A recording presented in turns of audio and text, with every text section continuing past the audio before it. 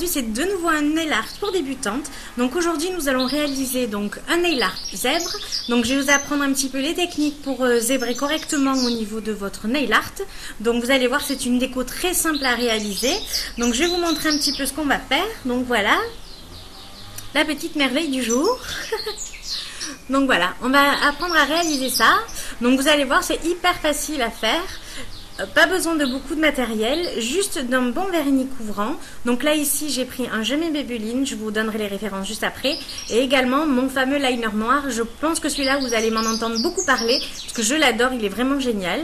Donc voilà, si ça vous intéresse, je vous laisse poursuivre avec le visionnage de ce tuto. Allez.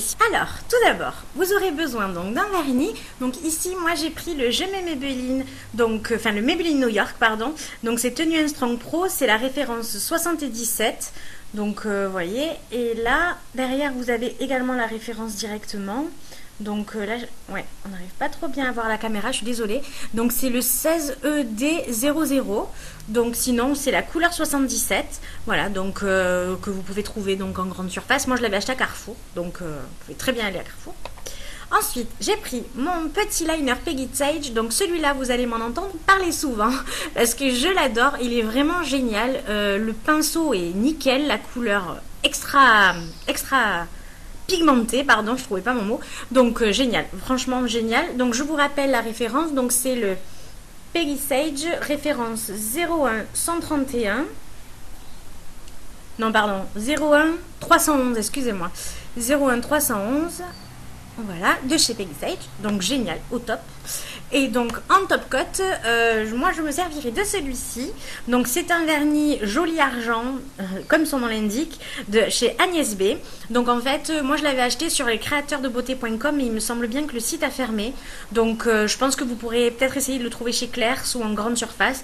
Mais bon, en tout cas, ça fait un petit moment que je l'ai, donc c'est pas certain. Donc je vous remontre au cas où la référence, si jamais vous arrivez à le trouver. Donc on n'y voit rien, bien sûr, c'est le 16G601. Je sais pas si vous arrivez à voir. Bon, je suis désolée. Hein. Donc bon, voilà, c'est celui-ci. Donc il est vraiment topissime, il fait des super paillettes. Donc voilà pour le matériel. Donc c'est parti pour les étapes. Alors, donc j'ai préalablement mis mes 2 couches de vernis. Et là, je vais prendre mon Peggy Sage. Je vous remonte la référence, c'est le 01, donc 311. Parce qu'on n'arrivait pas bien à voir à la caméra tout à l'heure. Donc, j'ai bien attendu donc, que mes 2 couches de vernis blanc sèchent. Et là, je vais attaquer mon nail art. Liner. Et je vais commencer donc à tracer mes traits. Donc je commence en haut de l'ongle. Donc si vous faites ça sur ongle naturel, il faudra bien faire attention de ne pas toucher vos cuticules. Donc je retrace un autre trait. Donc là le premier, j'étais partie du milieu vers l'extérieur. Là je pars de l'extérieur vers le centre. Donc je trace mon trait. J'essaye de faire une petite courbe à la fin pour que ça donne un effet d'arrondi. Idem de l'autre côté, donc je pars de l'extrémité, donc du bord, pardon, de mon ongle et je reviens vers le milieu.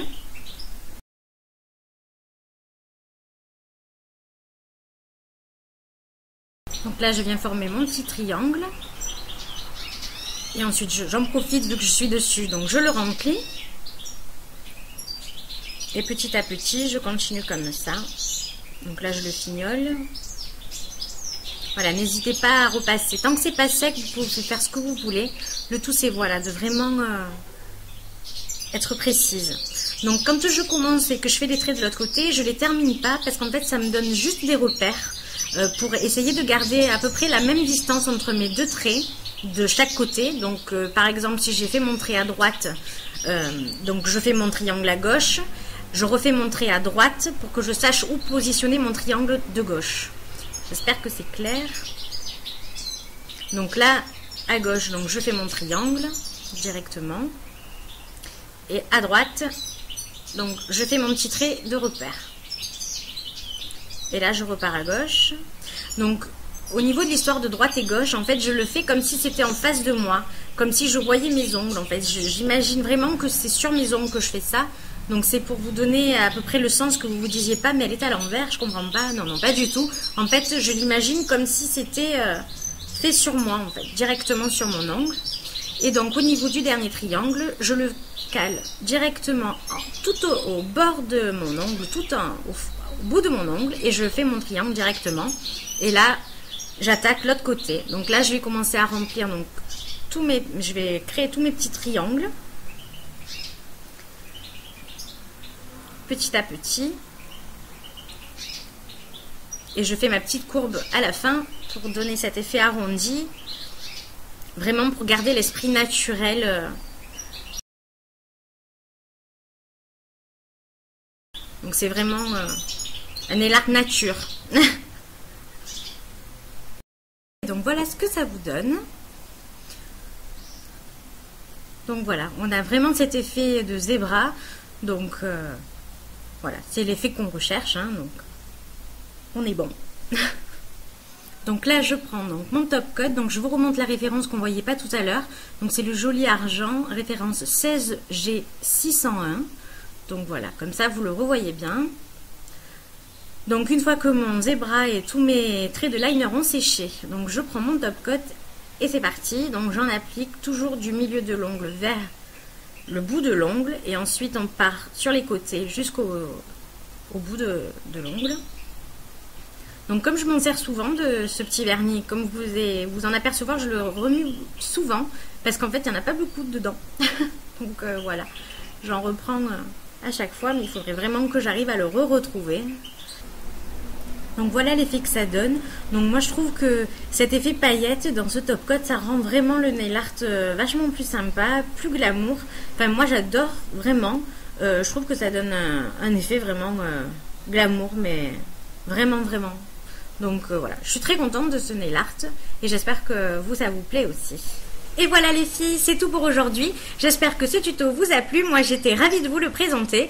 Je vous laisserai également sous la vidéo en barre d'infos tous les liens de mon compte de Twitter et de ma page Facebook afin que vous puissiez me poster vos photos donc en direct de vos réalisations. Je serai ravie de voir tout ça. Je vous fais d'énormes bisous et je vous dis à très vite pour une prochaine vidéo. Bye!